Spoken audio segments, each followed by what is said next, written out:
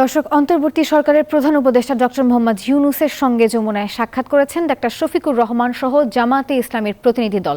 বৈঠকের পর গণমাধ্যমে কথা বলছেন জামাতে ইসলামের আমির। আমরা সরাসরি চলে যাচ্ছি সেখানে। উনি এবং ওনার সঙ্গে অন্যান্য সম্মানিত উপদেষ্টা মণ্ডলী সেখানে ছিলেন, প্রেস উইঙ্গের লোকেরাও ছিলেন। আমরা দেশের বর্তমান বিদ্যমান পরিবেশ পরিস্থিতি নিয়ে কথা বলেছি। আগামীতে দেশ কিভাবে শান্তি শৃঙ্খলার সাথে থেকে একটা কার্যকর নির্বাচনের দিকে আগাতে পারে সেই বিষয়গুলো নিয়ে আলোচনা হয়েছে।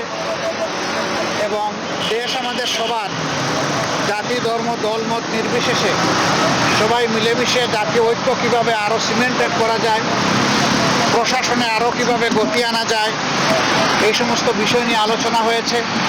পাশাপাশি আলোচনা হয়েছে দ্রব্যমূল্যের যে ঊর্ধ্বগতি, যেটাতে মানুষের কষ্ট হচ্ছে, এইটাকে লাঘব করার জন্য মানুষের সামর্থ্যের ভিতরে দ্রব্যমূল্যকে নামিয়ে আনার জন্য কী পদক্ষেপ নেওয়া যায় সেই সমস্ত বিষয় নিয়ে আলোচনা হয়েছে।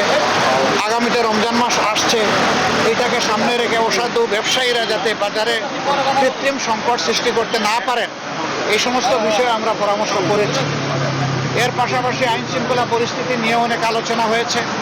দেশে সম্প্রতি ঘটে যাওয়া কিছু বিষয় নিয়ে আলোচনা হয়েছে। এই সকল আলোচনায় আমরা একমত হয়েছি যে দেশবাসীকে সাথে নিয়েই দেশকে সামনের দিকে এগিয়ে নেওয়ার চেষ্টা করতে হবে। আর দেশের স্বার্থ বিরোধী কর্মকাণ্ডে যারাই জড়িত থাকবে তাদেরকে অবশ্যই আইনের আওতায় আনতে হবে। আইনের আওতায় এনে দেশকে শান্তি শৃঙ্খলা ফিরিয়ে দিতে হবে এবং এর জন্য প্রয়োজন হচ্ছে সর্বোচ্চ জাতীয় ঐক্য। দল মত ধর্ম ভিন্নতা থাকবে, এটা খুবই স্বাভাবিক, কিন্তু জাতীয় স্বার্থের জায়গাগুলোতে আমরা যেন সবাই একমত থাকতে পারি।